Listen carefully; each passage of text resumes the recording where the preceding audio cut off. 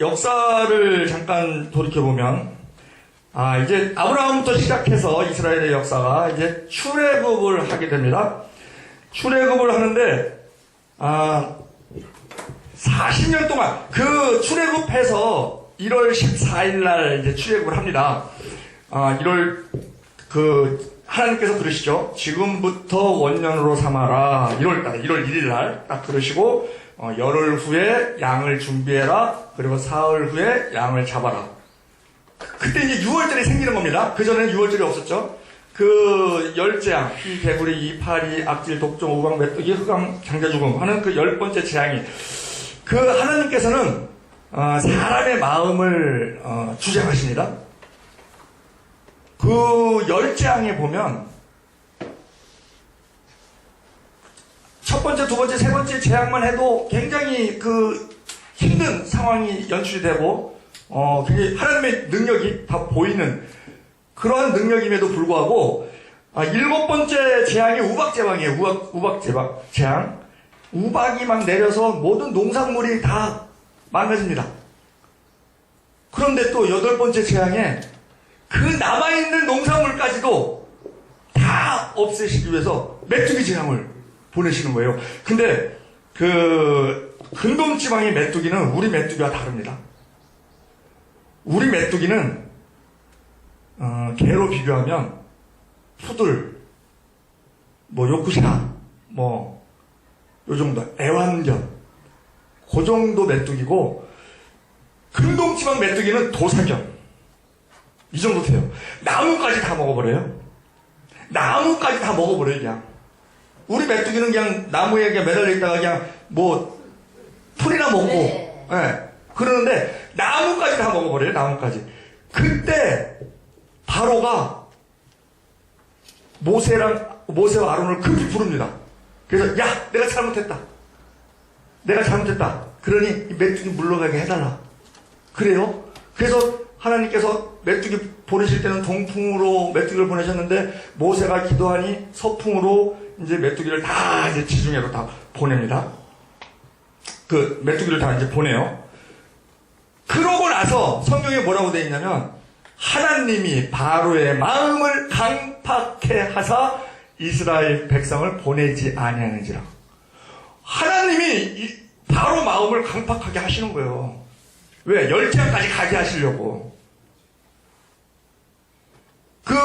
우리의 마음을, 그래서 우리가 하나님의 뜻을 이루시기 위해서 사람의 마음을 이렇게 다 관장을 하십니다. 하시는데, 그래서 우리가 우리 원수들이 있어요, 원수들한테 대화가 안 되잖아요, 대화가 되면 원수가 아니죠. 대화가 되면 원수가 아니야. 그냥 대화해서 풀면 되니까. 근데 안 풀어지는 게 원수요. 말이 안 통하고, 대화 자체도 안 하려고 하고, 말하면 엉뚱한 소리 하고, 그러니까 원수가 되는 거예요. 그럴 때 어떻게 해야 되겠어요? 원수가 있으면 안 되지. 피곤하죠. 일은 아무리 많아도 하면 없어져요. 근데 원수가 생기면 그 사람이 죽기 전에는 피곤한 거야. 계속 있으니까 사람이. 그럼 원수가 생겨 대화도 안 돼. 그러면 어떻게 해야 되겠어요? 방법이 뭐가 있겠어요? 마음을 주장하시는 하나님이시니까. 인간 대 인간 대화가 안 되잖아요. 그러면 하나님 기도하는 것도, 그 기도는 이제 항상 우리는 항상 기도하니까, 기도는 호흡이니까, 항상 기도하니까. 그때는 사람 상대에서 딱 안 된다 싶으면 하나님을 기쁘게 하는 행동을 하라는 거예요. 그러면 하나님이 그의 마음을, 원수의 마음을 바꿔주신다는 거예요. 나는 못 바꿔. 그것이 잠언 16장 7절. 잠언 16장 7절. 사람의 행위가 하나님을 기쁘시게 하면 그 사람의 원수라도 그와 더불어 화목하게 하시느니라. 그래서 하나님께서는 6월절을 지내게 하기 위해서 그 장자 죽음을 통해서 어린 양, 6월절 어린 양, 그 어린 양, 이제 6월절은 결론적으로 그 열재앙이 지나가고 나서 이제 그 6월절이 생긴 거니까, 어린 양을 잡아서 그 어린 양의 피로 인해서 죽음을 면하는 그 사건을 경험하게 하심으로 인해서 이제 6월절, 그것이 예수 그리스도의 예표로서 보여주시기 위해서 열재앙까지 끌고 가신단 말이에요. 바로의 마음을 강팍하게 해서. 금방 놔주고 싶다가 또 마음이 바뀌어갖고 또 안 놔주고 뭐 이래갖고 열재까지 가더니 결국에 가서는 자기 장자면 말아들이고 왕이 후계자잖아요. 후계자가 죽으니까 애국 사람들 모든 집안이 다 초상집이 되는 거죠. 그렇게 애지중지하던 귀하게 여기는 장자들이 다 죽잖아요. 예? 그 어린 양 피 바르는 데만 안 죽고. 그래서 이제 6월절이 생기는데, 그러고 나서 그것은 그 열재앙을 계속 열재앙까지 끌고 가시는 이유는 그 애굽에는 우상들이 많잖아요. 그러니까 그 열재앙 하나하나가 다 그 애굽 사람들이 섬기는 우상에 대한 심판이에요. 근데 9째 재앙이 흑암재앙이거든요. 캄캄한 거예요. 전혀 앞이 안 보여. 애굽에서 최고로 여기는 신이 누구냐? 태양신이요. 그러니까 태양신도 이렇게 무력하다. 캄캄하니까, 그거를 이제, 그러니까 나중에 그 애국 사람들이 그러잖아요. 제발 나가, 제발. 니들이 안 나가니까는 이렇게 우리가 고초를 당하니, 그런 거 막 다 주잖아요. 막 금도 주고, 은도 주고, 뭐 그냥 다 주잖아요. 달라 그러니까. 그냥, 그게 이제, 그때서부터 이미 이제 승리를 이제 체험하고 나가는 거죠. 다 주고, 바로도 그냥 빨리 가라 그러고, 그렇게 하는데, 그러고 나와서, 그러니까는, 첫째는, 그 열재앙의 첫째는 애굽의 신들을, 우상들을 심판하기 위한 것이고, 둘째는 이스라엘 사람들이 거기서 노예 생활을 했죠. 노예 생활을 했는데 다 힘들까요? 어느 상황이든지 지금 코로나 때문에 다 힘들다 그러죠. 근데 다들 돈을 못 번다 그래. 비행기는 90%가 운행을 안 해요. 그러면 전 세계의 유류의 30%가 비행기가 쓴대요. 그리고 또 공장이 안 돌아간대. 그러니까 기름이 안 팔려. 근데 기름은 그 생산국들끼리 치킨 게임을 하느냐고 서로 대화가 안 돼서 계속 생산을 해내는 거예요. 그러니까 기름이 넘치죠. 보관할 데가 없어. 그래갖고 마이너스 된 거 알아요? 기름을 사가면 $30를 줘. 처치곤란이라. 그런 적도 있었어요. 여태까지 처음이라는 거예요. 지금 세대가 코로나, 우리가 AD하고 BC하고 나누잖아요. 예수 그리스도의 탄생으로 인해서, 예수님의 탄생으로 인해서. 그런데 지금은 코로나 이전 세대하고 코로나 이후 세대가 나눠진다는 거예요. 경험이 다르는 거예요, 경험이. 생전 처음 해보는 경험을 코로나 이후 시대는 하는 거예요. 옛날에 재택근무 말 있었어요. 근데 재택근무가 될까? 그러고 안 될 거야. 그러고 안 했어요. 근데 지금은 어쩔 수 없이 하게 되는 거야. 재택근무 하니까 또 잘 돌아가. 회사에 따라서는. 그러니까 이제 직원들은 이건 뭐 왜냐하면 재택근무가 활성화가 되면 요즘 온라인이 잘 돼 있으니까 활성화되면 부동산까지 지각 변동이 일어난다는 거예요. 왜냐면 강남에 강남에 왜 사람이 몰려요? 수요 공급에 의해서 부동산 가격이 모이는데 수요가 많으니까 공급이 딸리니까 가격이 오르잖아요? 근데 거기 학원이 좋아? 직장이 있어?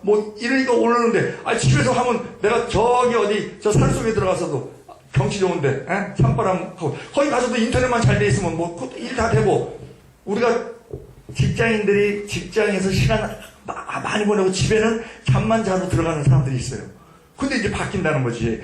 집에서 일하고 회사는 가끔 가서 이제 부득이하게 이렇게 서로 간에 회의나 한번 하고 이런 식으로도 바뀔 수가 있다는 거예요. 지금 이 세대가 원치 않는 상태에서 변화가 지금 일어난다는 거죠. 우리나라 같은 경우는 인터넷 1위잖아요.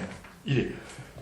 독일에서는요, 인터넷이 있는데, 유럽 다 그렇대요. 독일이면 앞서가는 나라잖아요. 인터넷이 있는데, 우리 옛날에 천리안 기억나요?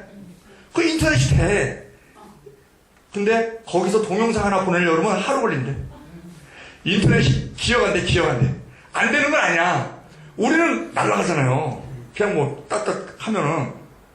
그러니까는 일이라는 게 실감이 나는 거예요. 그러니까는 뭐 우리가 인강도 되는 거고, 다 차질 없이, 공부하는 데 있어서 교육 일정에 차질 없이 다 이렇게 할 수 있게 되는 것이 이게 그렇게 된다는 거예요. 아, 독일 같은 데서도, 유럽에서도 그래갖고 요즘 인터넷에 눈을 떴다는 거예요. 야, 인터넷이 필요하구나. 미국도 인터넷 안 되는 데가 많고, 또 의료 같은 경우도 우리나라가 빚을 지금 내고 있잖아요. 미국도 의료 때문에 굉장히 취약한데, 의료보험이 가장 잘 돼 있는 나라가 독일이랍니다. 근데 독일이 140년간 만들어 놓은 그 의료보험 제도를 우리는 14년 만에 만들어 놨다는 거예요. 옛날에는 병원에 가면 다 환자였어. 보호자는 말짱한데도 거기 병원에 가면 다 환자야. 왜? 병원비 근심 때문에. 근데 요즘은 다 무슨, 더군다나 요즘은 또 뭐 실비보험까지 있어갖고, 그냥 뭐 거의 뭐 쉬러 가는 것 같아. 그냥, 뭐 병원비 다 보험에서 나오고, 뭐 또 뭐, 병원에서 제발 강제퇴원 시켜, 강제퇴원. 더 급한 환자 받아야 되니까, 저 동네 병원으로 가든지, 딴 데로 가라고. 이런 체제가 됐는데, 지금 이 이스라엘이 출애굽을 했잖아요. 출애굽을 했어요. 거기서 막, 그러니까는 하나님이 열재앙을 내리신 것은 그 이스라엘 백성 중에서 지금도 다들 힘들다 그러지만 돈 버는 사람이 있잖아요. 방역하는 사람들, 마스크 만드는 사람들, 뭐 이런 사람들은 막 돈을 긁어. 배달, 택배.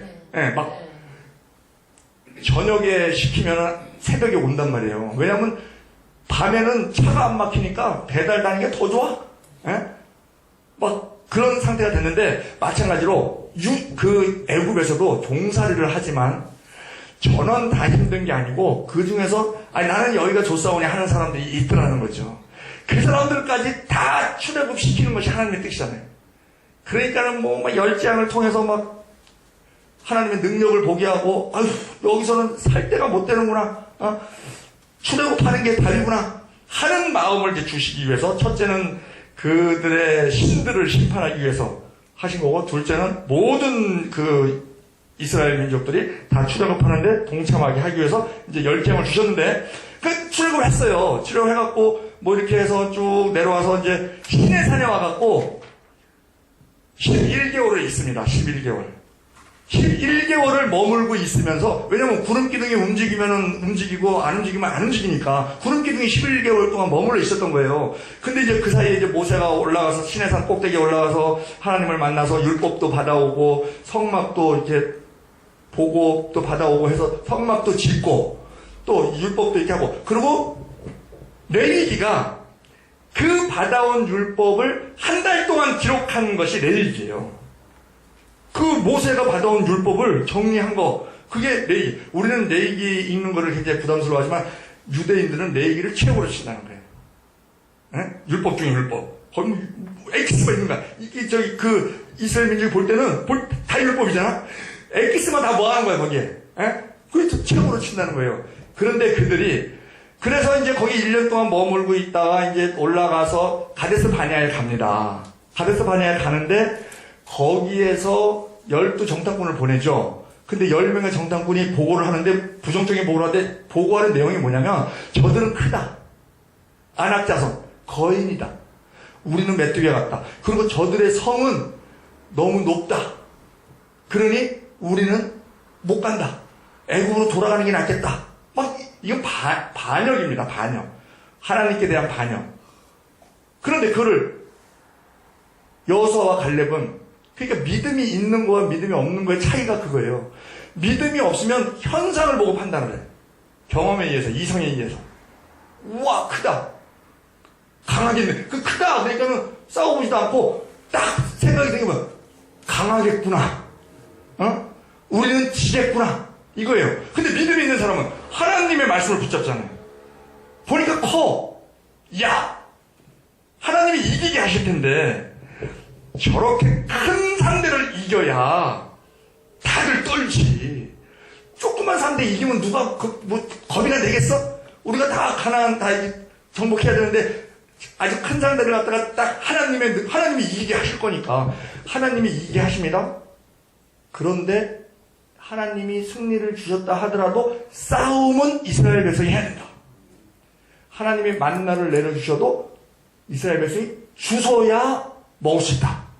하나님이 은혜를 주십니다. 이 땅 살면서 은혜를 주셔도, 그러니까 구하라 찾으라 두드리라, 직장을 구해요. 그러면 하나님은 딱 마련해 놓으셔. 그러면 내가 찾아야 된다는 것이. 하나님이 마련 안 해놓은 상태에서 찾으면 못 찾아. 그건 헛수고요. 근데 구했는데 하나님이 딱 마련해 놓으셨어요. 어딘 줄 몰라. 왜? 찾는 수고를 우리가 해야 돼. 근데 하나님이 마련해 놓으면 찾으면 있어요. 그러면 찾았으면 또 두드려야지. 거기서 하라는 대로 하고 원수 내려오면 원수 내고 하는 거. 근데 이 이스라엘 백성은 거기서 반역을 일으켜갖고 하나님께서 그러죠. 너희 다시 광야로 가. 그랬더니 또 이 사람들이 또 그래요. 아니요, 그 광야로 가. 그러면서 뭐라고 하냐면 너희 1세대들 광야에서 다 죽게 될 거야. 그러니까는 그때 가서 이제 정신이 나갖고 아니요, 우리 올라갈게요. 그럼 올라갔다가 하나님은 올라가지 말라 그랬는데 올라갔다가 대패하고 쫓겨나 나온단 말이에요. 그럼 이제 광야로 가는데, 거기서 광야로 가는데 그 근처에서 이 40년 동안 광야에 있는데, 지금 벌써 그 가데스 바니아까지 오는데 1년 6개월 걸렸잖아요. 그런데 그 가데스 바니아 근처에 세일산도 있고 뭐 이렇게 여러 개가 있는데, 기록을 쭉 이제 그들이 진행했던 기록이 쭉 이제 기록을 보면 38년간을 그 가데스 바니아 그 근처에서 방황한다는 거예요. 그 근처에요. 그래서 거기서 다 죽어요. 1세대들이. 다 죽고 나서 2세대 이제 세례 시내를 건너는데, 그것도 이렇게 삥 돌아서 그 에돔족을 통해서 가면은 지름길이야. 바로 갈 수 있어. 근데 에돔이 막죠. 길을 안 열어줘. 그러니까 하나님께서 에돔과 다투지 마라. 너희 형제 국가다. 그래갖고 삥 돌아서 에시온게벨, 그 홍해가 항구 있는 데까지 와요. 항구 있는 데까지 와갖고 북으로 가는데, 그 에시온게벨로 오는 그 길이 험하니까 사람들이 불평을 하는 거예요.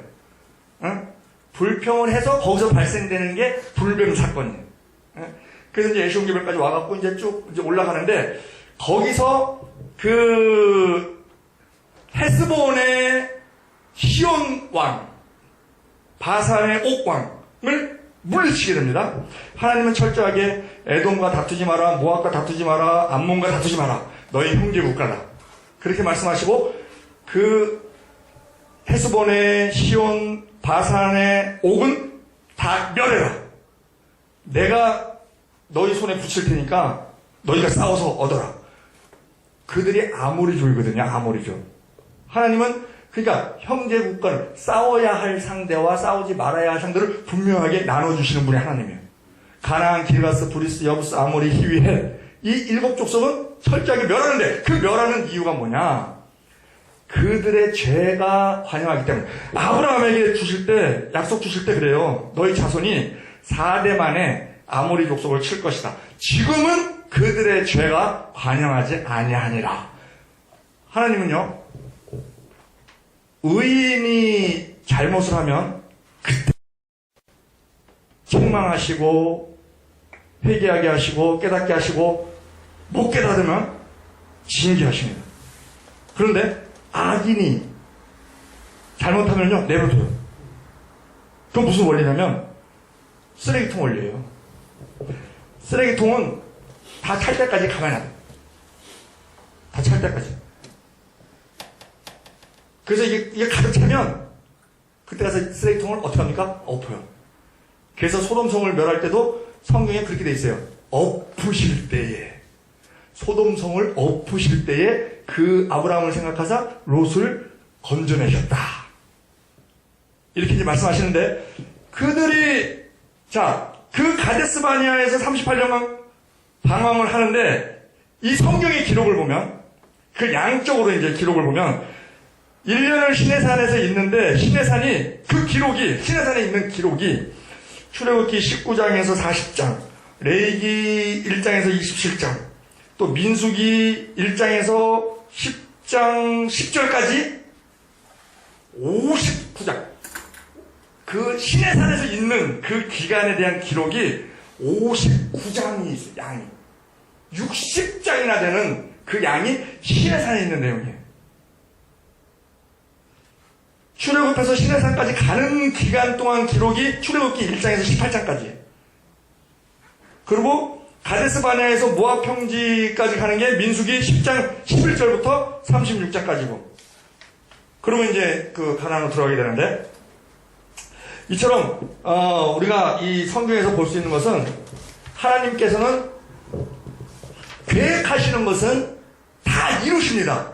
이루시는데 그 사람의 마음을 주장해서도 다 이루시더라 이거지. 그때 그 바산, 그 헤스본의 시온 왕과 바산의 옥 왕이요, 르바임이라 그래요. 르바임이 뭐냐면은 아낙 자손과 같은 거인이에요. 그리고 성경에 그럽니다. 그들은 크고 많고 강하다. 그러나 하나님께서 내가 너희 손에 붙였으니 그들을 쳐라 그럽니다. 거기에 모세가 치니, 그러니까는 그 아까 말씀드렸다시피 여호수아와 갈렙은요 그 정탐을 같이 했잖아요. 12정탐으로 같이 왔어요. 똑같은 걸 봤어요. 하고 다른 사람들은 와 키가 크다, 거인이다, 성이 높다, 그러니 우리 안 된다. 우리는 저들의 밥이다. 근데 여호수아 갈렙은 하나님이 주신다고 했으니 저들이 우리의 밥이다. 그러면서 강한 자를 무찌르면 다른 데 소문이 날 것이다. 그리고 저 높은 성막, 우리가 이기면 저 성막 우리께 된다. 그러니 우리가 저렇게 높이 성막, 우리 저기 애굽에서 얼마나 고생했냐. 그 성 쌓는 수고 안 해도 된다. 그러니 얼마나 감사냐. 할렐루야. 이게 여호수아 갈렙의 믿음이에요. 믿음의 사람과 믿음이 없는 사람의 차이가 그렇게 나타나더라는 거죠. 근데 그 시온 왕과 그 옥 왕도 그 거인인데 그들을 무찌르고 나니까 여리고성에 2명의 정탐꾼이 가서 라합을 만나요. 라합을 만나서 라합이 뭐라 그러냐면 우리가 들었다. 그 바산의 저 헤스본의 시온 왕과 그들이 강해갖고요. 그 모압 땅도 막 뺏고 막 그랬어요. 그래갖고 모압 그 왕 발락이 이스라엘이 가까이 오니까 막 겁이 나는 거예요. 막 우와 지금 왜냐면 자기네들이 그 모압이 그 시온한테 땅을 많이 뺏겼었거든. 근데 그 강한 민족을 한 사람도 남기지 않고 멸절시켜버린 거예요.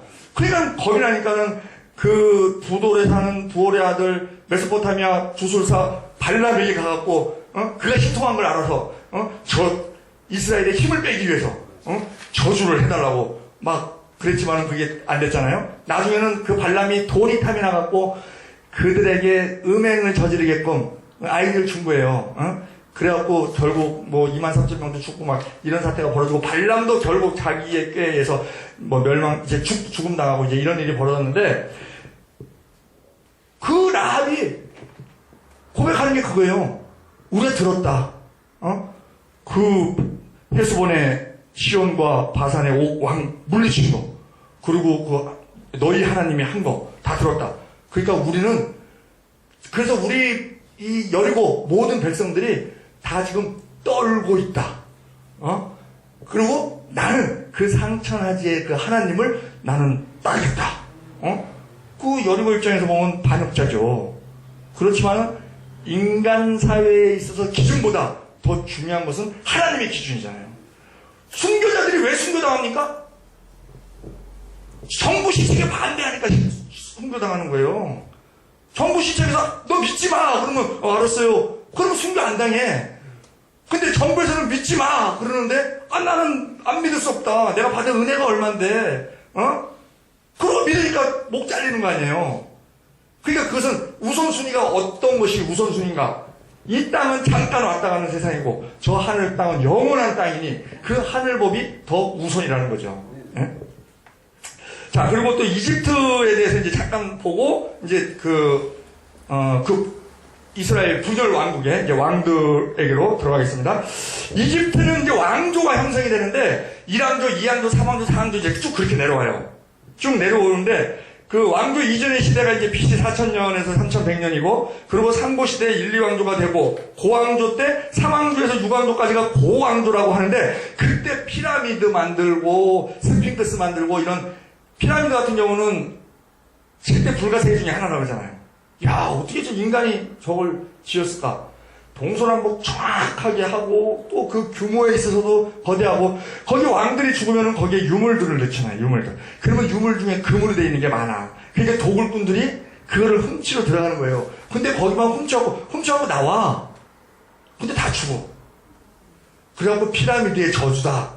그랬는데 그게 보니까 그 피라미드 안에 박쥐가 많이 산대요. 그러니까 거기서 바이러스들이 옮아와갖고 그냥 그때는 의술이 없으니까 왜 죽는지 모르니까 근데 피라미드에서 물건을 훔쳐온 거 도둑이 재발견이다고 그걸 아니까 야 내가 그래서 내가 저주를 받아갖고 이제 죽나 보다 그러고 다 죽었는데 박쥐가 요즘 문제가 많이 되고 있잖아요. 근데 그게 이제 고왕조 때 3왕조 6왕조에서 이제 3왕조에서 6왕조 때까지 BC 2800년부터 2200년까지 그때가 이제 가장 화려한 유물을 많이 남긴 그러한 이제 그 기간이었고, 그 다음에 이제 7왕조부터 쭉 와갖고, 15왕조에서 16왕조 정도 왔을 때 힘이 약해집니다. 힘이 약해져서 힉소스 민족이 아시아에서 밀고 들어와요. 그래갖고 이방인한테 나라를 뺏겨요. 뺏기는데, 애굽이죠. 이집트는 보면 나일강이 이렇게 흘러요. 나일강이. 그래서 아프리카의 그 초원을 만들면서 나일강이 지도상으로 보면 밑에서 위로 이렇게 흐르죠.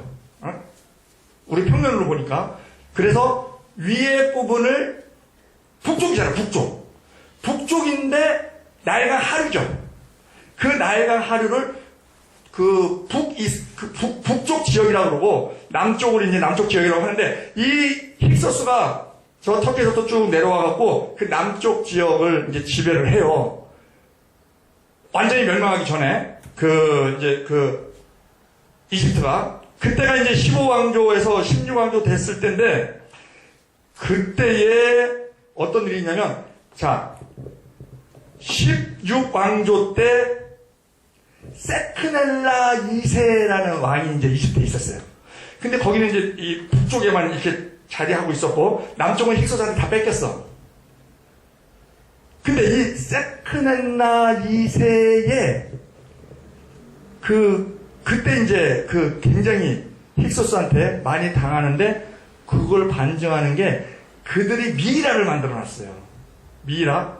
근데 이 세크넬라 2세의 미이라를 보니까 두더굴이 깨져 있는 거야. 근데 이제 여러 가지 고고학적으로 이렇게 조사를 해보면 이거는 살아있을 때 이 두더굴이 없는 거야, 이렇게 3분의 1이. 근데 이거는 살았을 때 이렇게 한 것이 아니고 죽은 상태에서 뭔가 이렇게 강한 무기를 써서 이렇게 그러니까 그 정도로 왕이 근데 그거를 미이라로 만들어놨어. 예? 근데 이 세크넬라 2세의 두 아들이 있었어요. 하모세하고 아모세가 있었는데 이들이 좀 강했어요. 강해갖고 힉소스를 이들이 몰아냅니다. 몰아내서 이제 그때가 이제 힉소스 때서부터 이 세크넬라에서부터 카모세가 형이고 아모세가 동생인데 그쪽으로 쭉 이어져 내려와서 전에 말씀드렸다시피 이제 모세 때 투트모스 3세하고 그 모세를 양자로 했던 하셉수투 거기까지 이제 쭉 내려오게 됩니다. 내려오게 되는데 이스라엘이라는 단어가 성경에는 이스라엘이라는 단어가 있어요. 근데 역사적으로는 이스라엘이라는 단어가 없는 거야. 그러니까는 사람들이 이거 이스라엘이라는 게 역사적으로 진짜 있었나? 그러고 이제 믿지 못하고 있다가 유명한 비석이 나옵니다. 높이 3.18m, 폭 1.63m. 메르네타 석비라는 게 나와요. 발견이 돼. 메르네타 석비. 이거는 이제 19왕조 때 람세스 2세 아들 메르네타가 그 자기의 이제 왕들이 무슨 이렇게 그 공로가 있으면은 어디 침범을 해서 뭐 영토를 늘렸다든지 그러면 이제 그런 걸 이렇게 기록을 해놓는데 거기에 최초로 그 석비에서 이스라엘이라는 단어가 나온 거예요. 그러니까 사람들이, 역사학자들이, 아, 이스라엘이라는 나라가 성경에만 있는 것이 아니고 진짜 있었구나. 그리고 가나안에도 실제로 보면 유적을 발견하다 보면 가나안에 그 이스라엘 민족이 들어갔잖아요. 들어갔는데 그 전에 살던 양식과 다른 그러한 양식들이 이렇게 나오는 거예요. 건축물이라든지 뭐 이런 게 나오는데 특이한 것은 뭐냐면 이스라엘은 공동체 사회죠. 이스라엘 때 왕궁이 있다는 말 들어봤어요? 12지파가 이렇게 모여서 그냥 같이 이렇게 한 민족으로서 각 지파로서 따로 이렇게 그 생활을 하지만 또 이렇게 같이 합력해서 하는데 조사를 딱 해보니까 가옥 구조가 똑같은 거야. 그게 평준화된 생활을 하는 거지. 공산주의가 처음에 나왔을 때, 야, 자본주의 있는 사람은 있고 없는 사람은 없고, 그러면 있는 사람이 착해갖고 뭐 기부도 많이 하고 이렇게 좀 사회활동도 많이 하고 하면 좋은데, 그렇지 않으니까 없는 사람은 막 착취당하고 있는 사람은 막 떵떵거리고 살고. 그래도 우리나라는 양반이에요. 저거 남미 쪽에는요, 물이 없어갖고 뭐 생수가 없어갖고, 근데 있는 사람은 생수 갖고 샤워해요. 99%의 돈을 1%가 갖고 있다는 거예요.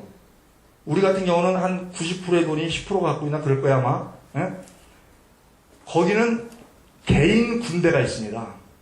돈 많은 사람이 돈이 많으니까 월급 주고 군대가 있어. 군대. 자기 집 150명씩, 50명에서 150명. 그러니까 있는 사람과 없는 사람하고 격차가 많이 나니까 공산주의가 생겨난 게 그거 아니에요. 다 같이 사는 사회. 그러면 이스라엘의 주택 구조에서 보듯이, 자, 북한의 김정은이가 그러면 일반 국민들하고 똑같은 데서 살아라 이거지. 혼자서 막 좋은 거 먹지 말고 똑같은 집에서 살면서 똑같이 먹고 단지 하는 역할만, 난 지도자다. 내 말대로 움직여라. 다 같이 잘 살아보자. 그러면 공산주의를 욕할 명분이 약해지겠죠. 근데 계급사회가 딱 돼갖고 뭐 완전히 밑에는 막 착취당하고 위에 그냥 소수 사람들이 다 뭐 착취하고, 오히려 뭐 자본주의보다 더한 거잖아요. 자본주의는 구조적으로 자기가 노력하면은 자기가 얻을 수 있는 게 있는데 거기는 구조적으로 그것도 안 돼 있고. 근데 이스라엘은 다 평범하게 살았다는 거예요. 그 가옥구조. 그 가나안에서 발견되는 그 유물들을 보면. 그래서, 야, 이거는 외부에서 온 세력이 확실하다. 원래 있던 그 세력하고는 다르다. 하는 것을 이제 거기서 이제 볼 수 있다 그러는데, 이 메르네타 석비에서 이 이집트의 람세스 2세 아들 메르네타가 이스라엘을 크게 무찔렀다는 그런 기록이 있는 거예요. 뭐, 아시켈론을 포위했다, 뭐, 게제르를 포위했다, 뭐, 북요르단 계곡의 야노암을 정복했다, 이스라엘을 쓸어버렸다, 뭐, 그 씨를 말렸다, 뭐 이러면서 이스라엘이라는 단어가 있어서 이것이 메르네타 석비가 이스라엘 석비라고도 별명이 붙을 정도로, 그렇게 돼서 그 성경에 나와 있는 이스라엘이라는 것을, 입증하는 그런 역할이 되고, 이 석비에 많은 도시들이 나와요. 도시들이 나오는데 그 도시들도 성경에 나오는 도시들과 같이 일치되는 그런 것들을 볼 수 있다는 거예요. 아스글론이라는 도시가 나오는데 여호수아 13장 3절에 보면 곧 애굽 앞 시홀 시내에서부터 가나안 사람에게 속한 북방 에그론 지경까지와 블레셋 사람의 5방백의 땅 곧 가사 사람과 아스돗 사람과 아스글론 사람과 가드 사람과 에글론 사람과 또 남방 아이 사람의 땅과, 그러면서 그 비석에 나오는 아스글론이라는 단어가 성경에도 나오고, 그 다음에 그 지중해 산지를 연결하는 대표적인 게셀이라는 데가 있는데, 나오는데 그건 또 사사기 1장 29절에 보면 에브라임이 게셀에 거한 가나안 사람을 쫓아내지 못하며 가나안 사람이 게셀에서 그들 중에 거하더라. 그리고 또 갈릴리 지역을 대표하는 야노아라는 말이 있는데 그는 여호수아 16장 6절에 또 서편으로 나아가 북편 믹무다에 이르고 동편으로 돌아 다낫 실로에 이르러 야노와 동편을 지나며 이러면서 성경에 나와 있는 지명들이 또 거기에 많이 나와 있는 것을 볼 수 있다고 합니다. 이스라엘이 굉장히 문명이 발달되어 있었죠. 그런데 그 기록은 굉장히 취약하대요. 우리는 조선시대 같은 경우는 그 조선실록 왕들의 그 기록을 다 이렇게 기록을 해놓잖아요. 그런데 왕들의 기록을 왕들이 한 행동 뭐 다 기록해놓으면 왕이 궁금할 거 아니에요. 그런데 살아있는 동안은 그거 보지 마라. 근데 봐도 안 되는 게 봐도 별 효과가 없는 게 그 책은 왕이 살아있을 때 나오는 게 아니에요. 왕이 살아있을 때는 계속 기록만 해. 기록만 하고 왕이 죽었을 때 이제 그거를 이제 이렇게 출판을 한단 말이에요. 그러니까는 왕이 살아있는 상태에서 자기가 어떻게 기록되는지 궁금하다고 갖고 와봐 그러면 해로운 거 다 빼고 좋은 것만 갖다 주면 아무 소용이 없는 거죠. 예? 근데 이 이집트는 기록물이 굉장히 취약하다는 거예요. 기록물이. 예? 그 이스라엘의 그 이집트의 역사에 있어서 기록에 큰 영향을 주는 것이 그 BC 200년 시대 한참 그 이스라엘 생겨서 한참 후죠. 이집트 제사장이며 역사가인 마네토가 기록한 그것에 의지를 하는데 이것은 BC 200년이니까 그 전에 뭐 BC 4000년 전부터 쭉 있잖아요. 그것을 들은 구전에 의해서 있는 것을 계속 이렇게 전달이 되잖아요. 이렇게. 예? 그것을 기록한 것에 불과하는데 그런데 이 마네토의 기록이 있었다는 기록이 있는데 이 기록이 지금 남아있지가 않아요. 남아있지가 않고 그 마네토가 기록한 것을 본 사람들이 전한 말을 기록했으니 이게 얼마나 취약한 거예요. 에? 마네토 자체도 오래전부터 온 거 BC 200년이니까 역사는 막 BC 4000년부터 시작되는데 그런 상태에서 저거를 적었다고 하는데 그 책이 있는 것도 아니고 그것을 본 사람들이 또 이렇게 기록해 놓은 것. 그 정도로 이게 취약하다는 거예요. 그리고 이집트 글자가 상형 문자로서 막 보면은 뭐 사람도 있고 새도 있고 뭐 막 이렇게 돼 있어요. 그거를 히에로클리프라고 하는데 이 히에로클리프가 이스라엘 그 기록이었는데 이것이 이제 피라미드나 이런 데 기록이 돼 있어요. 근데 그 마네토의 그 기록이 영향력이 크다 그랬잖아요. 근데 마네토도 들은 거를 기록한 거고 그것도 원본이 있는 게 아니고 또 그 마네토가 쓴 것을 본 사람들이 또 기록한 거 이렇게 됐다 그랬잖아요. 근데 그 이스라엘의 상형 문자가 히에로클리프인데 이 마네토는 그 히에로클리프를 또 모르는 사람이라는 거예요. 그러니 이게 얼마나 이 기록이 빈약하겠어요.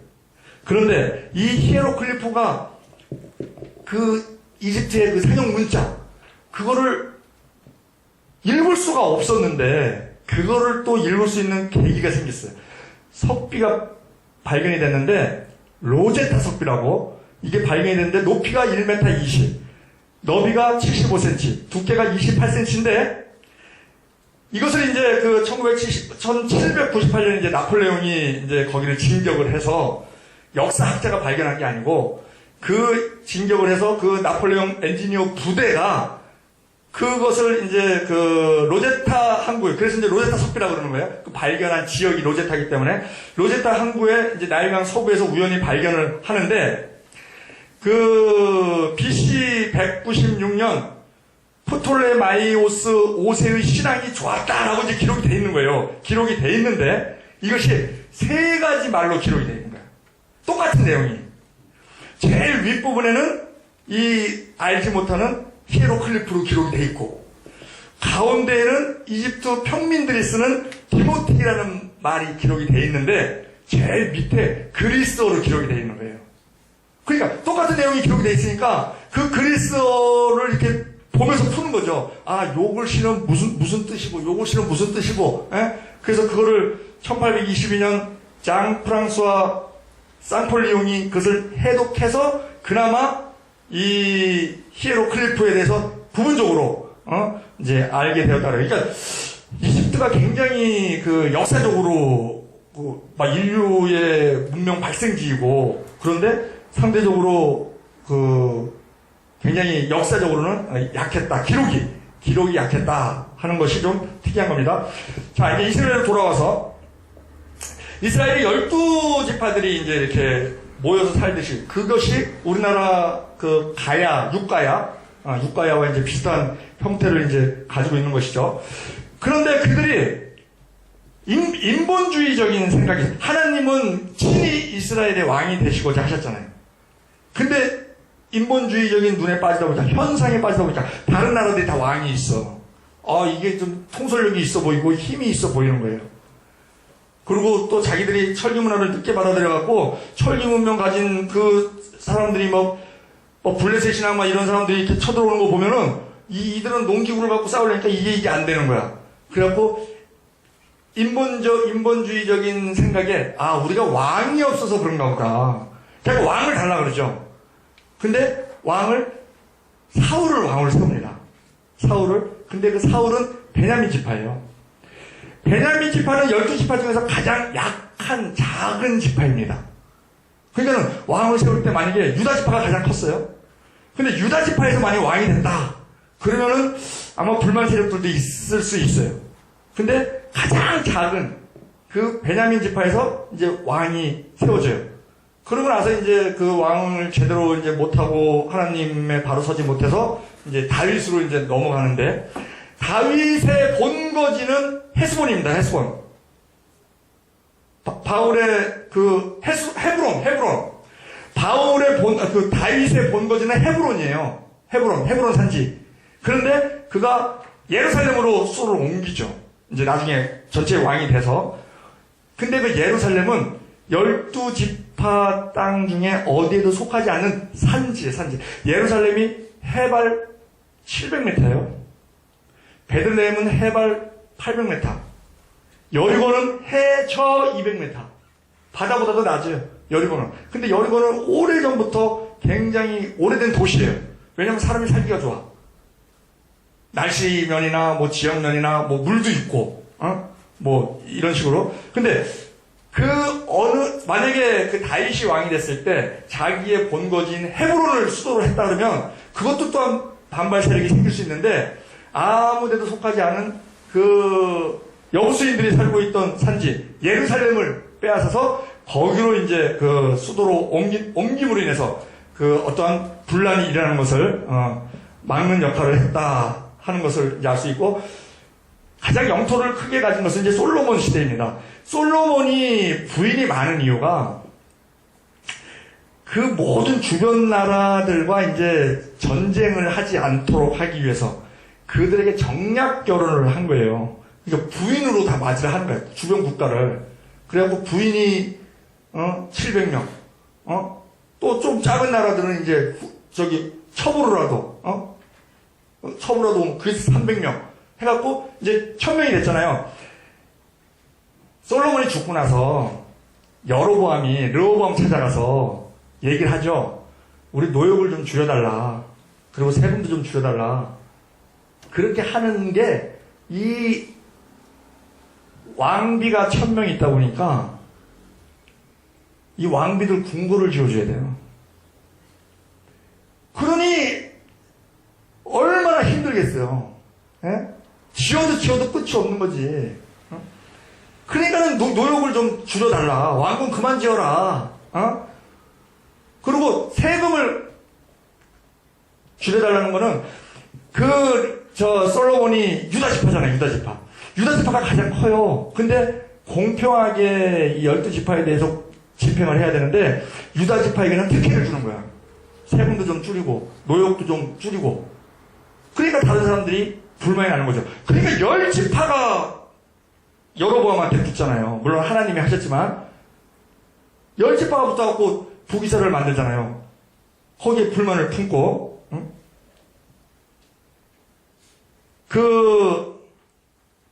이스라엘이 이제 북왕국의 솔로몬 때 가서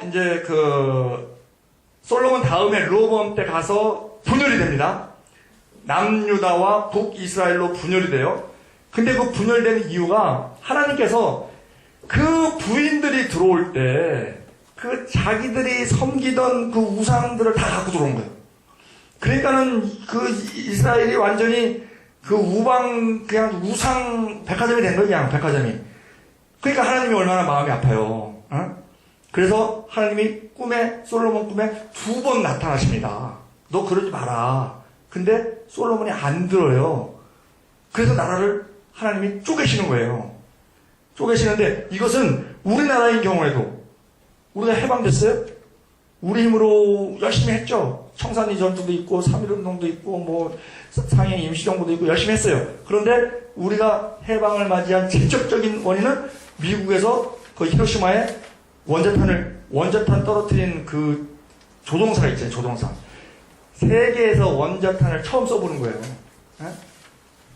근데 이 조종사도 놀랬다는 거예요. 36만 명이 다 녹아버렸다는 그 말을 듣고 이 조종사도 그냥 내 손으로 그걸 했다는 건가? 36만 명이 녹았다는데. 그 정도. 그거 하니까는 무조건 항복하는 거 아니에요. 항복해서 우리도 해방이 됐죠. 해방이 됐는데 우리가 남북으로 갈라지죠. 갈라지게 된 계기가 모든 역사는 하나님이 주관하시는데 일제시대에 우리 기독교 그 지도자들이 일제의 그 탄압에 이기지 못하고 신사참배. 그것은 그냥 문화적인 거야. 우리의 마음의 중심만 확실하면 돼. 근데 그게 하나님께는 안 통한 거죠. 하나님은 속지 않으시잖아요. 그러다 보니까는 우상에게 불복하니까 나라가 쪼개지더라. 그것이 이 솔로몬 때 나타나는 거예요. 이 말세로 갈수록 우리가 진짜 조심해야 되는 게 어떤 그 상황이 지금 복잡해지잖아요. 옛날에는 직업도 간단했어요. 생활 자체도 간단하고. 근데 지금 막 복잡해지잖아요. 복잡해지니까 뭐가 문제가 되냐면 영적으로 이게 죄야 아니야. 상황윤리라는 게 생겼어요. 상황윤리.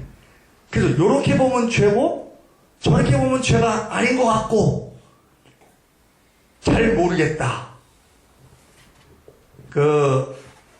쉬어가는 시간으로 잠깐 말씀드리면 잘 모르겠다라는 게 제가 7개 국어를 한다는 거 아니에요. 와.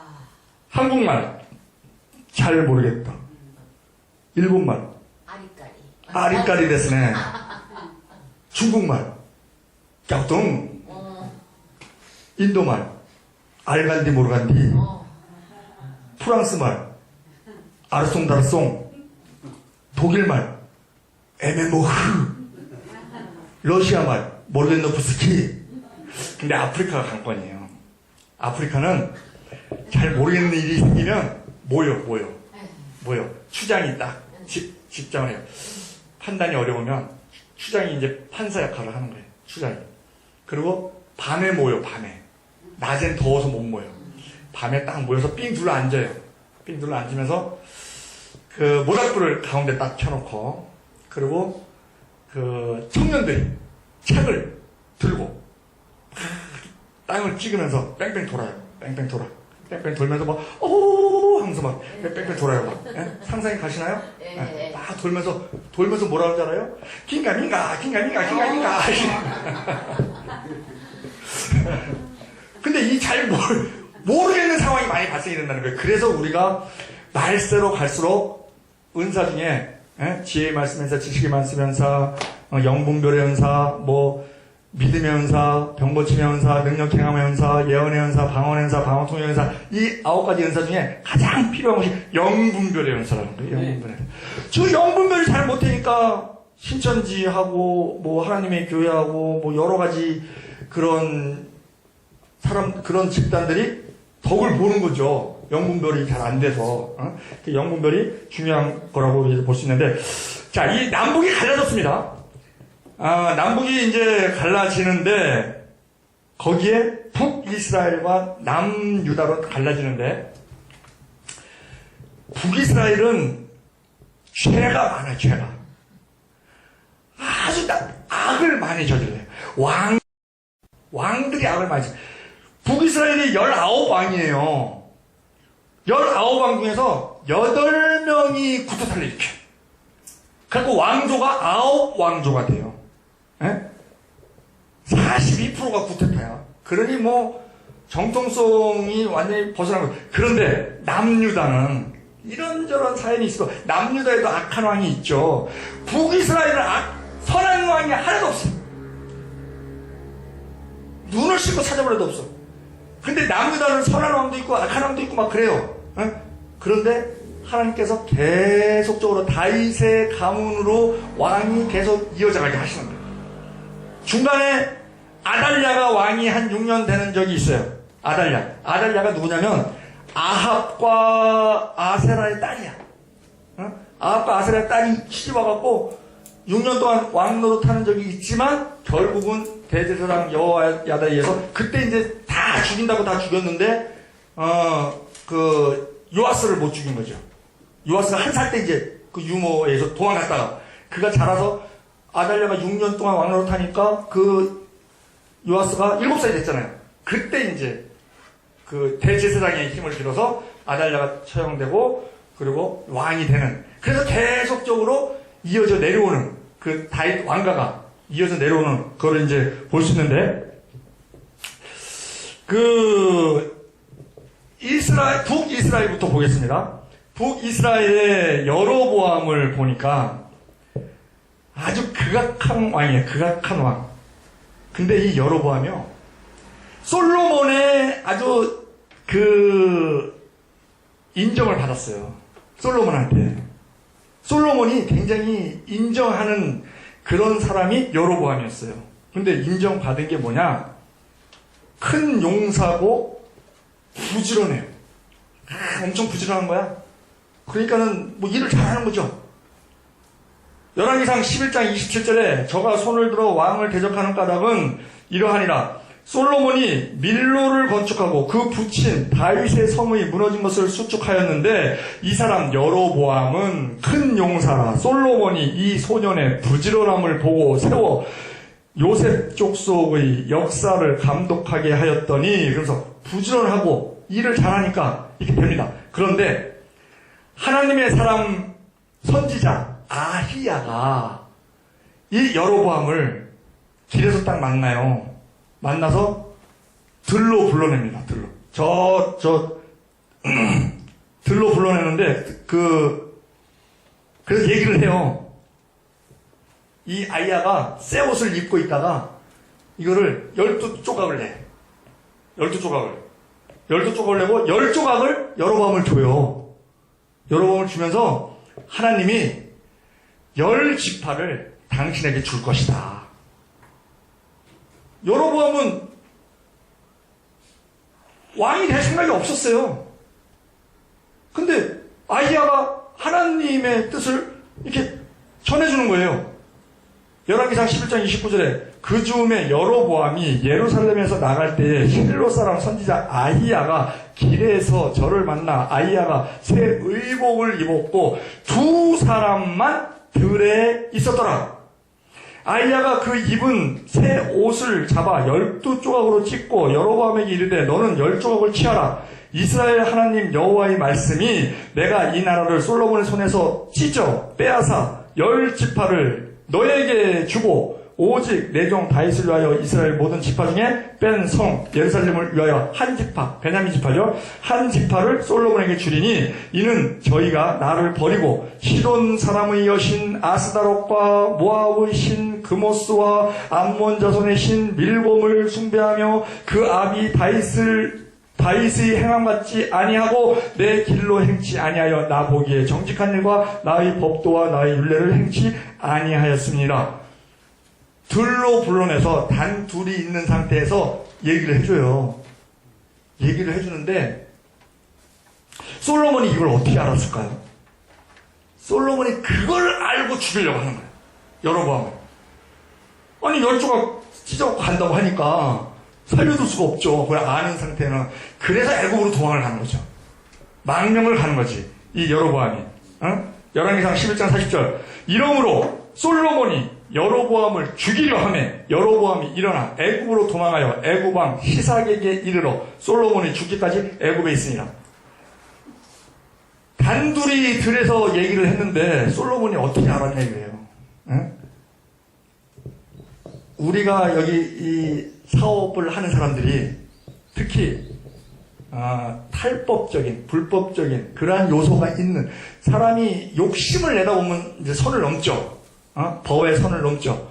왜냐하면 그 선을 넘으면 많이 벌 것 같으니까 넘어요. 그러면 이제 혼자 하는 게 아니고 여럿이 이제 이렇게 같이 모의해서 하는 경우가 있는데 그 불법인 거 되다 보니까는 무슨 말을 잘못하면은 요즘 사람을 못 믿잖아요. 그래서 그런 대화를 어디서 하는지 아세요? 밀실? 밀실에 여기도 여기 카메라 있고 여기 녹음기 있고 뭐 요 꽃병 안에도 녹음기 있고 뭐 다 있어 여기. 솔로몬이 아이야를 매수한 거? 그건 모르죠 이제. 우리는 성경이 기록되어 있는 데까지만 가는 거니까. 그 이상은 그건 이제 개인적으로만 알고 있는 거고. 그러한 밀담을 어디서 나누느냐? 여러분들 그 사업 얘기를 사우나에서 한다는 말 들었어요? 네. 남자는 아시는데 여성분들은 모르시죠? 하겠죠. 경험이 없으니까 모르지 여성분들은. 아무튼 사업을 경험이 많으시네. 그런 비밀 얘기를 왜 사우나에서 하느냐? 거기는 녹음기가 없다. 적을 수도 없다. 근거가 안 남는다. 근데 이 아이야는 그 분명히 단둘이 들에 있었다 그러는데, 누가 들에서 뭐 들었는지 어쨌든지, 그게 솔로몬 귀에 들어가서, 솔로몬이 여로보암을 죽이려고 하니까, 애굽으로 피신 가서, 솔로몬이 죽고 나서 오죠. 근데 여로보암이 얼마나 능력이 있었냐면, 여로보암이 오니까 사람들이 붙어. 그래도 여로보암을 대표로 해서, 르호보암을 만나게 하잖아요. 하나님의 의도. 모든 것이 하나님의 의도죠. 우리는 그 과정을 이제 보는 건데, 그래서 이제 그 솔로몬이 죽고 나서 이제 이 여로보암이 이제 세겜으로 이제 돌아옵니다. 그래서 이제 르호보암에게 이제 노역을 이제 줄여달라고 이제 그렇게 얘기를 해요. 근데 이제 르호보암이 거절을 합니다. 거절하고 르호보암이 세운 역군 그 아도니람이 있어요. 아도니람. 르호보암이 거절을 하니까 르호보암이 자기가 솔로몬이 세운 역군이었죠. 이 여로보암이 충성스럽다고, 부지런하다고, 강하다고, 큰 용사라고. 근데 르호보암한테 가서 얘기를 해요. 노역 줄여달라, 세금 줄여달라. 그랬더니 그러면 우리 내가 상의해보고 하겠다 그러고, 아버지 때 사람하고 상의하는 것이 아니고, 그게 이제 자기 또래들하고 상의를 했더니 뭐 세금 더 매겨라, 그거 꼰대를 보여야 된다, 이러면서 아버지는 채찍을 쳤지만 우리는 정갈로 다스려야 된다, 강하게 해야 된다. 그것이 뭐랑 똑같냐면 재벌 2세들이 미국에서 다 박사 받고 와요. 경영학 박사 받고 와요. 그러고서 이제 그 딱 2세 회장이 되죠. 회장이 되면 어떤 일을 처리할 때 아버지 때 사람들하고 상의를 잘하는 사람, 구관이 명관이라고 그러죠. 아버지 때의 그 사람들이 있잖아요. 이사들이. 그 사람들하고 상의를 잘하는 사람은 실수가 적어. 근데 다 명퇴시키고 자기 또래 신선하게 변화가 있어야 된다. 그래갖고 자기 또래 사람들하고 얘기했다가 말아먹는 경우가 많이 있는 거죠. 근데 그렇게 사람이 누구한테 이렇게 시집살이 당한 사람이 시집살이 시킨다며. 여로보암이 자기 역군일 때 죽이려고 하는 그 경험을 당했잖아요. 그게 자기는 애굽에 도망가서 살았잖아요. 르호보암이 딱 거절하니까 르호보암이 세운 역군 감독 아도니람이 있어요. 그 아도니람을 돌로 쳐 죽입니다. 그리고 10지파의 반란을 주도해서 10지파 준다 그랬으니까 거기에 이제 힘을 얻어서 10지파의 반란을 주도해서 그 이스라엘 백성들이 또 여로보암을 또 추종을 해요. 그래서 북이스라엘을 이제 만드는 거예요. 그때 자 르호보암이 왕이에요. 르호보암이 왕인데 여로보암이 그 열지파를 끌고 북이스라엘을 만든다는 거예요. 그러면 르호보암의 행동이 어땠을까요? 지금 여러분들이 성경을 많이 이제 읽어요. 많이 읽는데 그냥 그 내용에 이렇게 그림을 안 그리고 그냥 문자만 보고 쭉 읽다 보면 10번을 읽어도 정리가 잘 안 돼. 그러니까는 이번 기회에 그 여러분들이 알고 있는 내용을 이렇게 정리해가는 그런 시간으로 삼으면 돼요. 자, 르호보암이 어떻게 했을까요? 그때 르호보암의 반응. 화났죠. 화났죠. 하나님 뜻이라고. 근데 이제 화난 거는 이제 자기가 화난 거고 어떠한 행동을 했냐 이거지. 성경에 기록된 대로 어떠한 행동을 했냐 이거지. 여로보암이 10지파 만들어서 북이스라엘 만든다는 거예요. 에? 르호보암 자기가 왕인데 우리로 말하면 팔도가 있는데 팔도가 있는데 한 6개 돌을 잘라갖고 누가 다른 나라를 만든다는 거야. 우상 숭배하는 사람 뛰어가서 잘 갔다? 잘 갔다고 내보낸다고. 그러니까 지금 성경 읽은 내용이 생각이 안 나는 거예요. 성경에 있는 내용을 제가 여쭤본 건데 성경에 뭐라고 되어 있냐면요. 르호보암이 군사를 모집합니다. 르우벤 지파하고 군사를 모집해요. 군사를 18만 명을 모집을 해요. 18. 그래갖고 여로보암을 치려고 해요. 여로보암을. 처음 듣는 말처럼 들으시네. 네?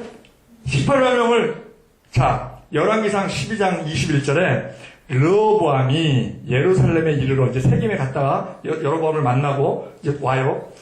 르호보암이 예루살렘에 이르러 유다 온 족속과 베냐민 지파를 모으니 택한 용사가 18만이라 이스라엘 족속과 싸워 나라를 회복하여 솔로몬의 아들 르호보암에게 돌리려 하더니 다시 그러한 반역을 못하게 하려고 하죠. 그랬는데 하나님의 말씀이 하나님이시잖아요. 유다 왕 르호보암과 유다와 베냐민 온 족속과 또 그 남은 백성에게 고하여 이르기를 여호와의 말씀이 너희는 올라가지 말라. 너희 형제 이스라엘 자손과 싸우지 말고 각기 집으로 돌아가라. 이 일이 내게로 말미암아 난 것이라 하셨다 하라 하신지라. 저희가 여호와의 말씀을 듣고 그 말씀을 쫓아 돌아갔더라. 르호보암이 10지파를 이끌고 나라를 만들려고 하니까 르호보암이 베냐민 지파만 남아있는 거예요. 그 베냐민 지파하고 용사를 모으는 게 18만 명이야. 그래갖고 야 이거 이게 놔두면 안 되겠다 그러고 이제 치러 가려고 했는데 하나님이 그것은 내 뜻에서 나온 것이다 라고 이제 그렇게 말씀하시죠. 근데 여로보암이 그 왕이 됐어요. 1대 왕이 됐어요. 북이스라엘 1대 왕이 됐는데 아주 극악한 왕으로 찍혀요. 그래서 다른 악한 왕들이 악행을 할 때 성경에 뭐라고 기록되었냐면 그 여로보암을 쫓아, 여로보암의 죄를 쫓아, 여로보암의 악을 쫓아, 이 여로보암에다가 다 이렇게 비교를 해요. 여로보암이 그만큼 악하다는 거예요. 하나님 보시기에. 근데 하나님 보시기에 악한 거는 무엇입니까? 신앙에 있어서. 신앙에 있어. 그런데 그 여로보암이 악행 저지르는 게 3가지가 있어요. 그것이 무엇일까요? 성경에 기록된 대로. 우상. 단과 베델에 금송아지 만드는 거. 우상을 만들었어요. 우상을 왜 만들었을까요? 만든 목적이 있잖아요. 이스라엘 백성들이 애굽에 하던 습관이 이스라엘 백성들이 예루살렘 가서 절기 지내니까 그거 막기 위해서. 그렇지. 자, 절기를 지키려면은 예루살렘으로 가야 돼요. 예루살렘에 성전이 있으니까.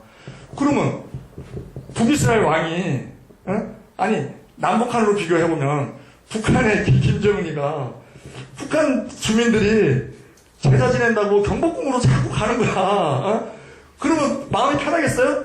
국경을 넘어서 가는데? 그러니까는 여로보암이 얘기해요. 저들이 저렇게 다니다가 마음이 변해서 나를 죽일까봐 내가 신경 쓰인다. 그런 말을 합니다. 여기 열왕기상 12장 25절에 보면 여로보암이 에브라임 산지에 세겜을 건축하고 거기서 살며 또 거기서 나가서 분우엘을 건축하고 그 마음에 스스로 이르기를, 자기 생각이죠. 예? 그 마음에 스스로 이르기를 나라가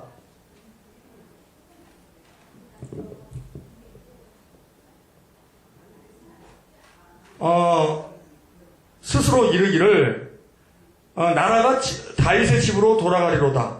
만일 이 백성이 예루살렘에 있는 여호와의 전에 제사를 드리고자 하여 올라가면 이 백성의 마음이 유다 왕 된 그 주 르호보암에게 돌아가서 나를 죽이고 유다 왕 르호보암에게로 돌아가리로다 하고, 그러니까 그것이 걱정이 돼서 거기는 예루살렘은 유다인들은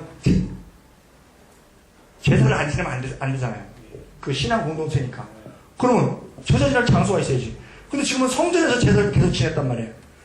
단은 저 제일 북쪽. 그래서 이스라엘을 나타낼 때 단에서부터 부엘세바까지다. 그렇게 얘기를 합니다. 단이 제일 북쪽. 근데 부엘세바는 제일 남쪽. 근데 단에다가 짓고, 그 다음에 그 국경선 있는 데가 베델이에요, 베델. 그 남유다와 북이스라엘 국경선 있는 그 국경선 바로 북쪽, 그 땅이 베델이에요. 그러니까 베델하고 단에다가 금송아지를 짓고, 그 금송아지에다가 제사를 지내라. 그러니까 거기서 이제 그게 성전이 되는 거예요. 거기서 뭐 속죄도 지내고, 뭐 속건제도 지내고, 소제도 지내고, 화목제도 드리고 다 이제 이런 식이 되는 거예요. 성전에서, 예루살렘 성전에서 하는 거를 거기서 해라. 그렇게 하는 거고. 자, 그렇게 우상을 만들었다 하는 게 첫 번째 잘못이었고, 또 나머지 두 잘못이 있는데, 두 잘못이 뭐가 있을까요? 제사장. 그렇지. 제사장은 레위인만 세우는 겁니다. 근데 레위인들이 다 저기 남쪽에 가 있어요, 남쪽에. 그리고 레위인들은 오직 그 예루살렘 성전만이 그 정통으로 알고 있는 거예요. 그러니까 레위인들이 설득이 안 되는 거야. 그러다 보니까 제사장이 있어야 되잖아요. 단과 베델에서 금송아지를 세워놓고 거기서 제사를 지내려면 제사장이 있어야 되잖아. 제사장을 일반인을 세우는 거예요. 일반인을. 왜? 레위인 중에 세워야 되는데 레위인이 없어. 레위인들이 다 저 예루살렘만 좋아하니까. 그래서 일반인을 제사장으로 세우는 거예요.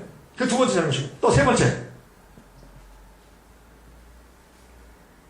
이수봉 전도사 빨리 얘기해요. 아는 사람 그거밖에 없어. 아니 내가 너무 잘난 사람. 잘난 척이 아니야 이거는. 아니. 시간 시간을 바꿨어요. 시간을 바꿔 시간. 그렇지. 와. 그냥 아니까 하는 얘기 이건 내가 너 설교 준비했나? 절기 날짜를 바꿔요. 예, 절기 날짜를 바꿔. 자기 임의로. 절기는 하나님이 주신 거죠. 예? 하나님이 주신 절기인데 그 8월 15일을 절기로 임의로 정해서 한 달 차이로 이렇게 둬서, 그러니까는 이 세 가지 하나님 보시기에는 이게 반역이죠, 반역. 예? 우상 세워, 또 일반 하나님이 정해준 건데 그걸 다 무시하고 일반인을 제사장으로 세워, 또 절기도 자기 마음대로 바꿔. 그러니까는 이게 완전히 하나님 보시기에 적이죠, 적. 자, 금송아지를 만들고, 오늘은 이제 여로보암 얘기만 하고 다음 주에 이제 그 2대 왕부터 계속적으로 이제 나답 여로보암 아들 이제 이어가겠는데, 자, 뭐든지 처음이 어렵죠. 처음에 이제 세우기 어려운 거지. 느닷없이 맨날 예루살렘 성전에서 제사 지냈는데 갑자기 뭐 저 단하고 베델에다 금송아지 만들어 놓고 거기다 세우라고 하니까. 근데 이제 금송아지를 만들었어요. 얼마나 또 거창하게 만들었겠어요. 에? 사람들 시각을 이렇게 조그맣게 초라하게 만들면 되겠어요? 막 힘도 있어 보이고 막 그렇게 만들어야지. 비록 송아지라도. 붙여 세우. 근데 그 우상을 만들 때 송아지를 많이 만들죠. 그 시내산에서 그 40일 기도하고 내려올 때도 송아지 만들죠. 예. 이게 애국에서 그렇게 했던 버릇이죠. 그것도 있고, 우상이라는 거는요, 나를 위해서 만드는 거예요. 그래서 10계명에서 우리가 주의 깊게 봐야 되는 거는, 첫째는 나 외에 다른 신들, 섬기지 말라. 나 외에 다른 신을 섬기지 말라가 아니고 나 외에 다른 신들을 섬기지 말라. 그 신들이라는 것, 복수라는 거, 그걸 알아야 되고, 두 번째는 너희를 위하여 새긴 우상을 만들지 말고 저러지 말라 섬기지 말라. 너희를 위하여. 모든 우상은 나를 위하여 만드는 거예요. 눈에 안 보이는 하나님이 답답해서 눈에 보이는 나를 위해서 우상을 만들다 보니까 힘이 있어야 돼. 근데 힘이 있는 게 소야. 에? 힘이 있어야 되는데 그 나를 위해서 만드는 거잖아요. 근데 힘이 있고 내 말을 잘 안 들으면 어떻게 해? 그럼 내가 피곤해지잖아. 근데 말을 잘 듣는 짐승, 힘이 있으면서 말을 잘 듣는 짐승이 뭐예요? 그 소예요, 소. 예. 그러니까 나를 위해서 만들다 보니까 소를 많이 쓰는. 근데 인도에서는 소를 숭상하죠. 소가 시내 사거리에 딱 앉아 있으면요, 차들이 다 피해갑니다. 크락션도 안 눌러요. 예? 해필이면 소자 쓰는 것 같아요. 크게 연상이 되라 답답해요. 소를 어느 정도로 섬기냐면 어느 농촌에서 누렇게 익은 그 들녘을 바라보면서 딸한테 이번 추수에 추수해서 너 시집 보낼게. 그러고 있는데 소떼들이 와갖고 다 밟아버렸어.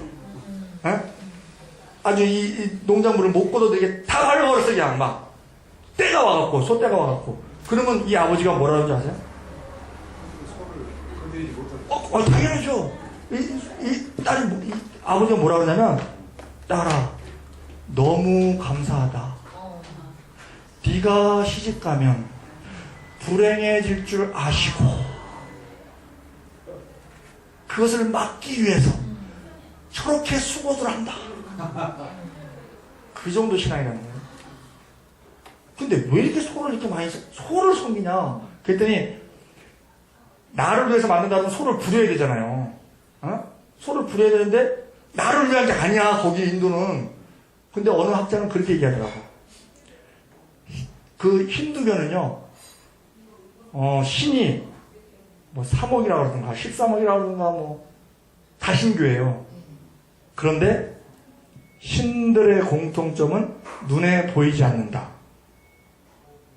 근데 그 신들이 소를 타고 다닌다. 그러니 저 소 위에 신이 있는 거야. 그러니까 그 소가 겁나서 클라스를 안 누르는 게 아니에요. 그 소 위에 신이 있는데 클라스 누르면 그 신이 노해서 나를 해코지하면 내가 손해다. 그러니까 소를 못 건드린다는 거야.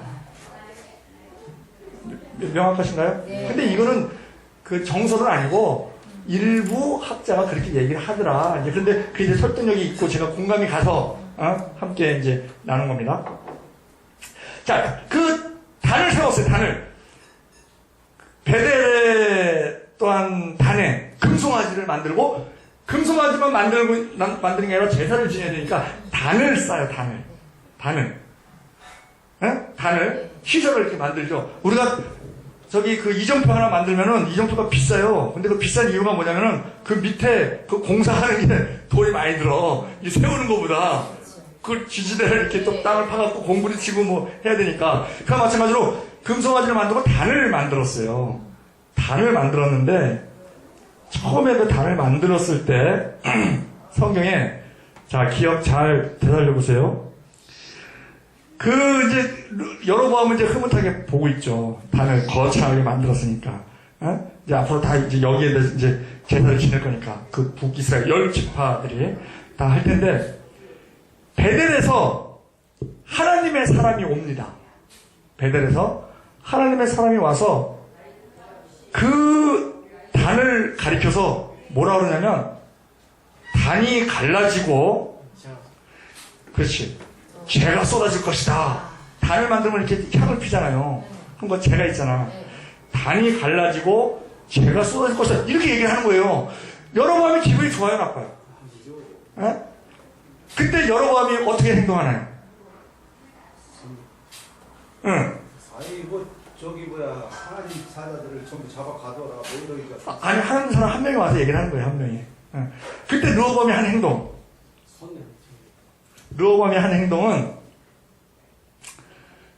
손을 뻗어서 저놈 잡아라 해요.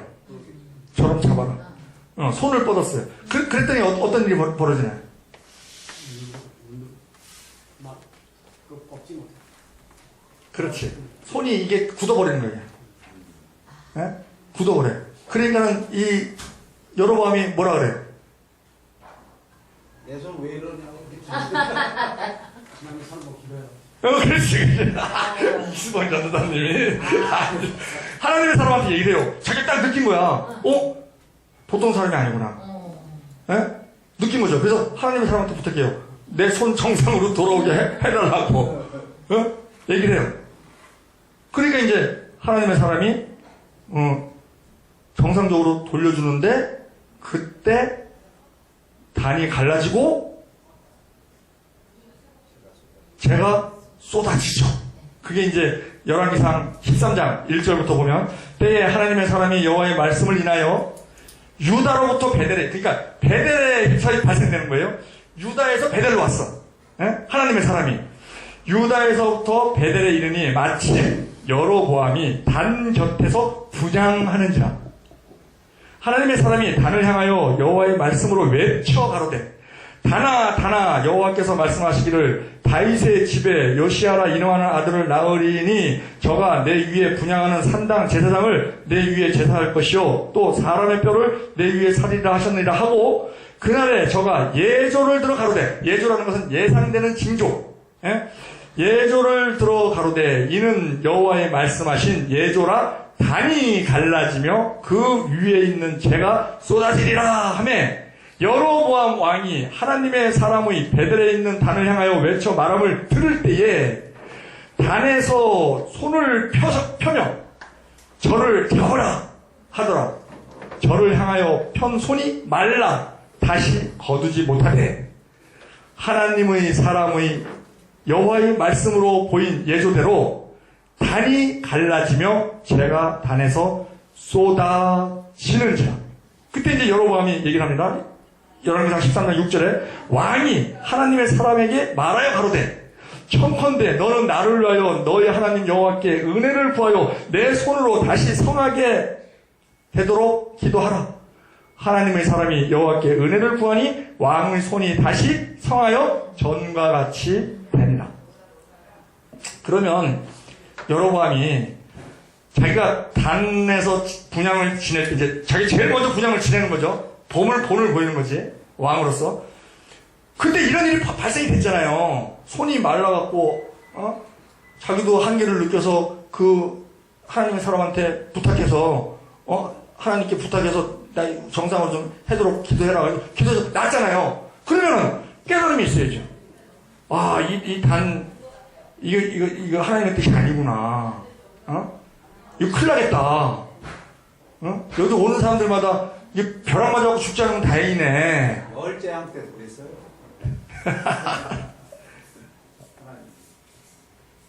그런데 여기서 참 우리가 성경이 이해가 잘 안 되는 게, 자, 이 하나님의 사람이라고 나와요. 사람 이름이 안 나오고 유다에서 베델로 왔어요. 그래갖고 여로보암에게 얘기를 했어요. 단 저거 잘못된 거라고, 갈라지고 재가 쏟아진다고 얘기를 했어요. 그것을 죽이려고 했다가 당했어요. 여로보암이. 이제 다시 원상복귀 됐습니다만, 이 하나님의 사람이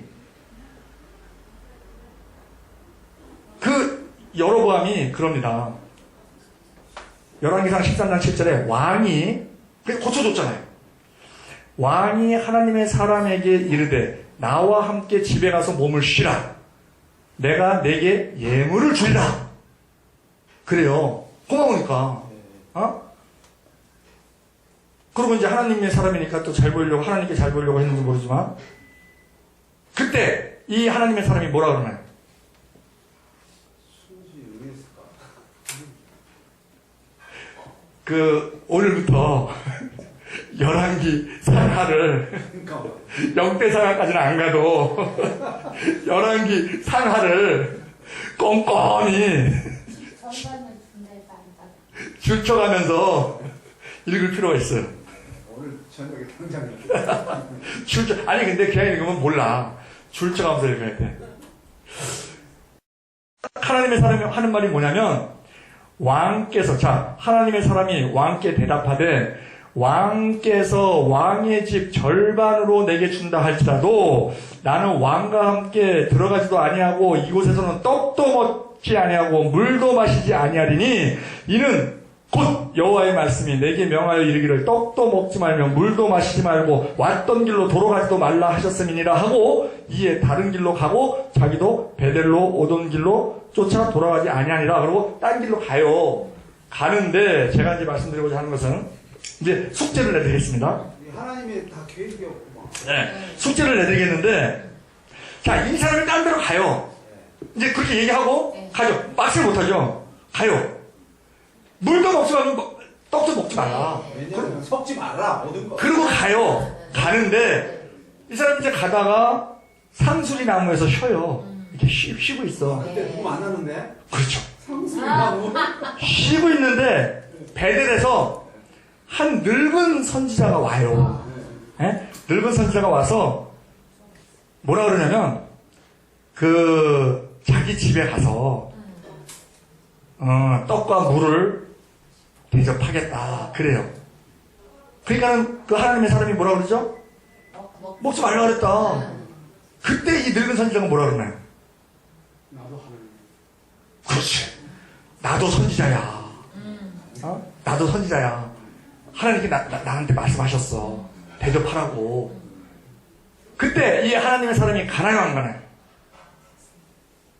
나도 선지자였으니까 가야 되지 않겠어요? 가죠. 그냥 가야 돼. 가서 떡과 물을 먹어요. 먹고서는 이 늙은 선지자가 나귀를 줍니다. 그래서 나귀를 타고 이제 자기 갈 길 가죠. 갈 때 무슨 일이 발생이 되나요? 사장님. 발람의 그쪽 아니에요? 사자가 나타나요. 사자. 네? 사자가 나타나서 왜 사자가? 아니지. 진짜 사자. 라이온이 나타나서 못 가요? 죽여요. 뭐 사자? 이 선지자를. 하나님 말씀 얻었으니까. 물도 먹지 말고 떡도 먹지 말라 하는데 죽여요. 죽이는데 신기한 것은 뭐냐면 나귀는 안 죽여. 그리고 배고파서 죽였으면 찢어서 먹을 텐데 찢지도 않아. 그냥 딱 죽이고 그냥 사자는 가만히 있어. 죽이기만 한 거야. 그러니까 하나님의 명령에 불복해서 당한 그 일이죠. 죽음이죠. 죽음. 예? 자, 이렇게 됐죠. 여기서 다음 주에 잠깐 나눌 것은 여기서 주는 교훈이 뭐냐 이거죠. 아니 하나님의 사람이 가서 자기 그 사역 잘했어요. 사역 잘하고 이제 가다가 상수리 나면서 쉬고 있는데 늙은 선지자가 와갖고 알았다. 뭐냐면 네. 늙은 선지자의 말을 들은 거잖아요. 하나님 말을 들어야 되는 거예요. 네. 여기 실수한 거지. 그러니까 사람의 말을 들어서 그랬다. 하나님의 명령보다 사람의 말을 더 귀중하게 했다. 그건 이제 에덴 동산하고도 연결이 되는 거죠. 그렇죠. 하나님의 말씀보다 뱀의 말을 더 들었다. 그것에 대해서는 이제 시간도 낼 뻔했으니까 다음 주에 요 장면이 지금 열왕기상 13장이에요. 열왕기상 13장. 그 열왕기상 13장을 쭉 읽어보시면서 거기서 이제 오는 그 느낌을 이제 함께 나눌 때에 요 내용이 좀 이게 왜 기록이 돼 있지? 이것이 왜 기록이 돼 있지? 이런 느낌을 주는 그런 내용이거든요. 북이스라엘, 남이스라엘 나누면서 하나님의 계획을 지금 그러니까 그거를 다음 주에 정리를 하셔서 나오셔서 말씀을 잠깐 나누실 때 우리가 또 어떤 말을 들으면서 또 영감을 또 이렇게 스포가 될 수도 있어요. 예, 잠시 기도드리겠습니다.